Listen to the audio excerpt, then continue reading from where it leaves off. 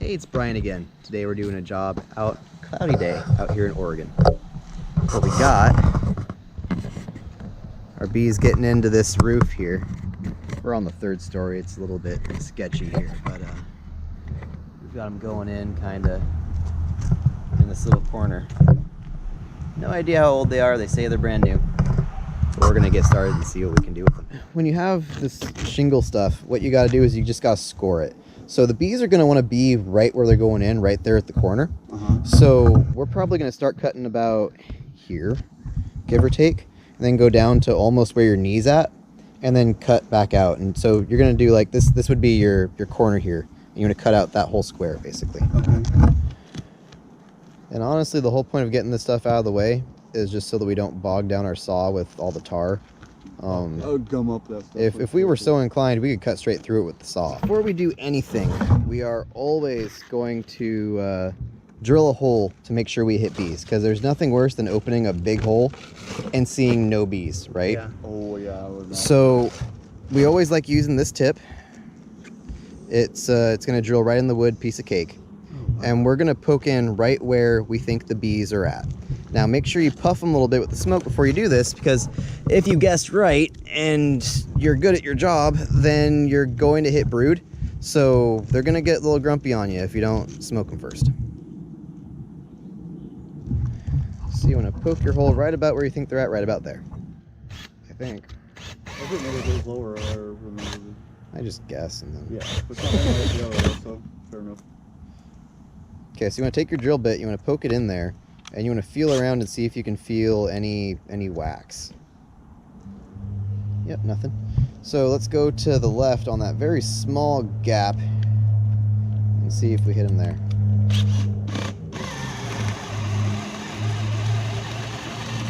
There you go. That one went through. So we had a bee come out this hole here. So we know that they're there. The problem is, I don't know how well you guys can see this. There's another bee. That wood is like a foot thick. So in this case, I think we're going to commit to taking out this section and see if we can access them without having to cut through that big thick piece of wood, because that's just going to tear everything up. Yeah.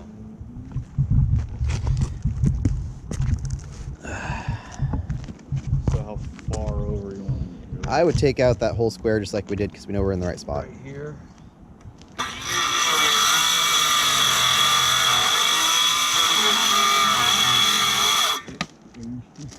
No falling off the roof.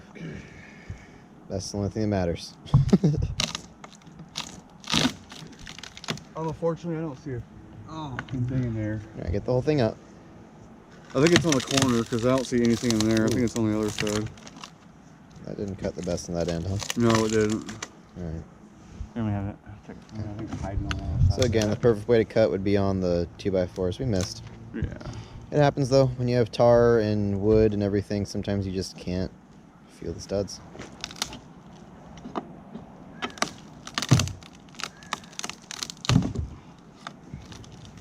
All the way to the end, or? How that is that like 6 inches thick or more, or what's how thick is that? 2 by 8. You think it's about? It's 2 by 8.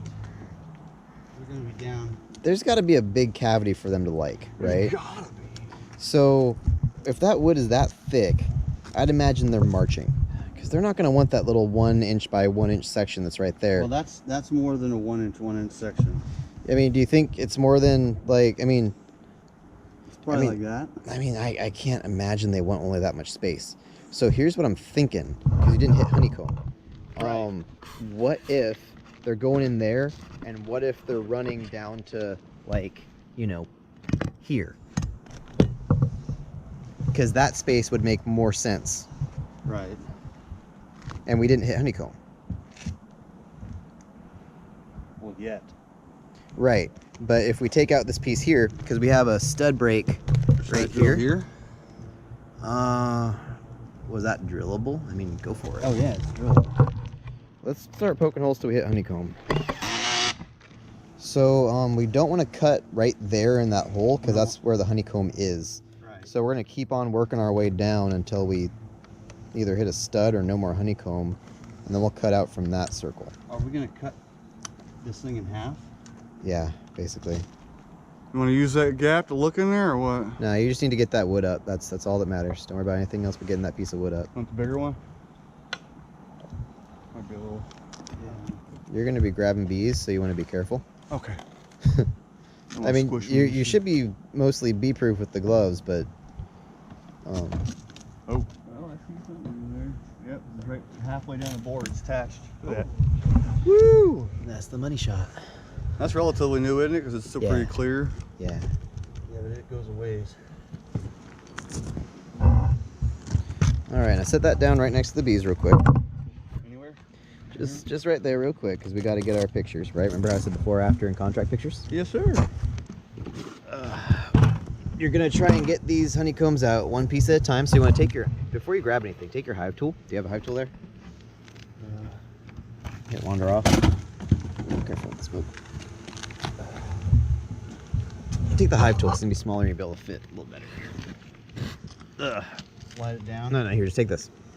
It's going to be smaller. Okay. So you're going to just slide it along the top, along the roof. You know what I mean? Get this out first. Yeah, so you want to disconnect it from the top, basically. Okay. Now you can just grab it and pull the whole piece out. Oh, how deep does that go? Okay, hold on, let's see what we got here. It goes like all the way down. Oh, nice. Okay. So, okay, just bring the frames. So, when it's brand new wax, it's gonna be fragile. So again, you're gonna just kind of grab that next piece and just take it off. Okay, I'm gonna take this piece first. Yeah. Get out of my way. Yeah.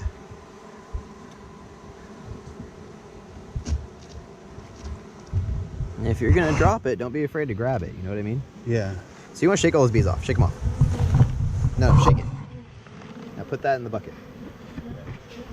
You cannot save brand new white comb. If you try and put that in there, it's just gonna make a mess. If the bees get covered in honey, they die, right? Okay, yeah. So you really don't want to save that stuff. Okay. So all this white brand new comb, I'm not sure if any of it's gonna be salvageable, but you want to go two hands, one hand on the comb, one hand cutting, right? And get this all off. You want to shake the bees in the box and then bucket the rest. As you're going, you're looking for your queen.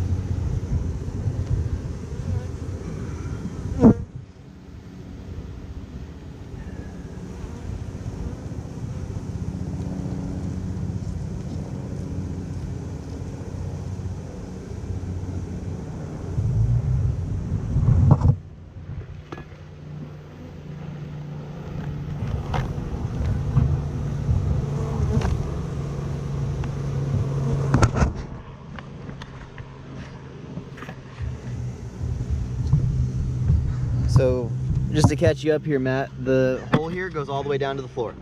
Oh, all the way down the wall? Yeah. Ooh. So, yeah, just very carefully, you want to probably put your hand on the bottom of that piece of comb and then disconnect it at the top again. You might want to take your smoker and smoke the hell out of them, get the bees off the comb too, just to be safe. You see how the bees run from the smoke? Okay, you're good.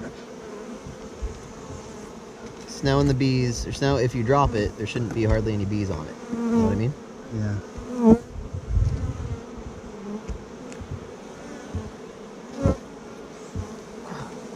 They get you?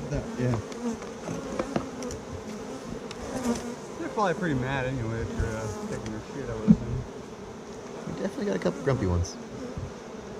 That should be pretty much all the honeycomb, right? Or does it keep going? So now we need to get the bees out, right? Yeah. So, Matt, do me a favor. Hold this for me. All right. And you can't really see from it too well. So we've gotten the honeycomb off the bees, and that's one of the most important parts. Once the honeycomb is off, they calm down. They don't have any bees, or any babies to protect, right? Yeah. So we want Makes to sense. get, so now that we got the honeycomb out, what we really want to do is we want to get these bees focused on this box. This or the other? On this box, where our bees are at. So we're going to set this as close to the entrance as we can, within reason, without doing anything stupid like dropping it. Got by splinters, not by bees. Anyways, so now what we want to do is we want to get them out of the cavity, right? We drop some. So we're not going to get 100% out of this cavity. Just not going to happen. Tiny. We're going to get a bunch though. So what we're going to do is we're going to use a combination of smoke and repellent and get these bees moving. Where's your lid? Behind your lid. Can you put the lid on the box? It doesn't have to be perfect, it just has to be on there. And have it open a little bit. We want it a little cracked, like. Let's go the other way, actually. Yeah, I was trying to stick it there. That's what I was trying to do. I can hold on to it too. So. Sure. Now we just want to flush these bees out.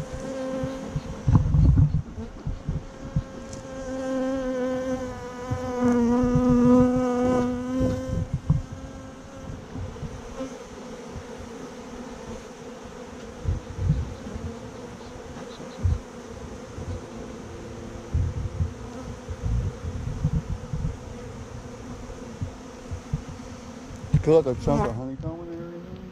Yeah.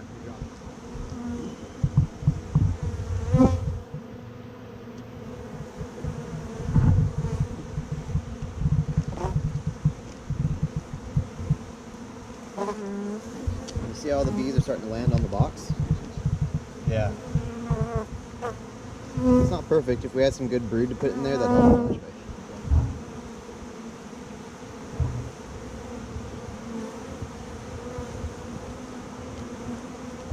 So then let me see this. So when you put that lid on, you want to try to get it square on, if that makes sense. So So you want to scoot it Put to it your on? left. No, you want to scoot to the left a little bit so that it's square. No, other left.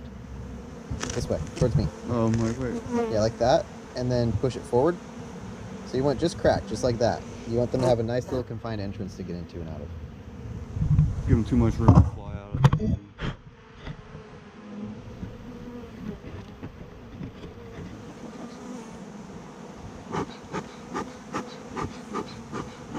So the whole point while you're doing, okay, stop. You don't want to smoke out your box too much. You want the bees still going in there. Yeah.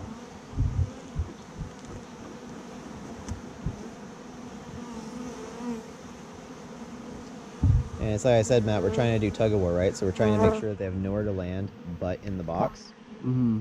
And so while we're doing this, one of the things that we really want to look out for is that they're not landing on any bad tree branches or anything like that, right? Because the absolute worst thing that could happen is if they were to land on those tree branches over there, Mm-hmm. which they are starting to. I'm like that? Right. So if they start landing on those tree branches, there's not a whole lot we can do about it because we're 3 stories up, right? So Climb a tree? Just yeah, kidding. so you do want to be kind of careful and conscious of where your bees are starting to land. Now, if we had my bee repellent in a spray bottle, I could get some distance on it, probably get it on those branches. Yeah. Do you have um, a stick or a pole in the truck? I can shake the breeze. We could try, but again, just keep doing what you're doing because they need to land somewhere, right? Oh, and yeah. and it looks like they're mostly landing in the box. So let's see if we can get them to cooperate without having to do too many shenanigans. And we'll keep going until we get some fanning. Oh, this one right here. See this bee right here? Yeah.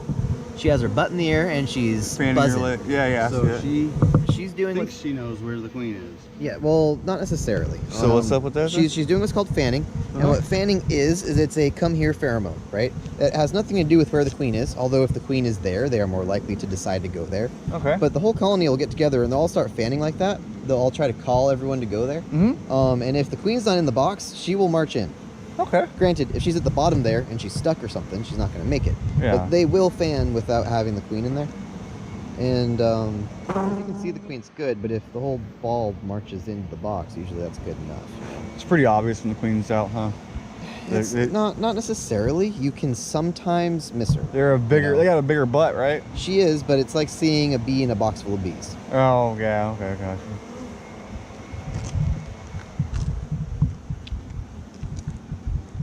Trying to find a bigger red marble. And in so the bag if of you red could, marbles. Matt, take a seat on the roof here. Okay. Because what the bees are going to do is they're very visual, right? We just messed up their home. So if you are big and you're in the way and you're blocking, especially if you're blocking the entrance, which you're not, that would be on the far corner, right? They But wouldn't if want to go there. they will land on your back instead, which they're starting to do. Okay. So it's not a big deal, but the more out of the way you are, the better. And we're trying to convince the bees to do what we want. We can't force them to fly into the box. but we can discourage the other spots and make it easy for them to get into the box. Fair enough. All right, so we got the bees, looks like mostly out of the cavity. So some bees definitely are down in that space. I think that most of them are out though. We've got almost all the bees in the box and they are fanning like crazy, so we've got them all going the right direction. So that is a successful bee removal, even with the crazy little messed up space there. What time do we start? Right around 10:30, something like that? Yeah, about that. Yeah, so it took us about an hour. Granted, not a lot of honeycomb, but pretty simple, straightforward job. Anyways, that's about it for us. We'll catch you on the next one. They asked me if there was any honey in the schedule. And if you have any questions about bee removal or anything else we do, give me a call anytime. We're happy to help you out.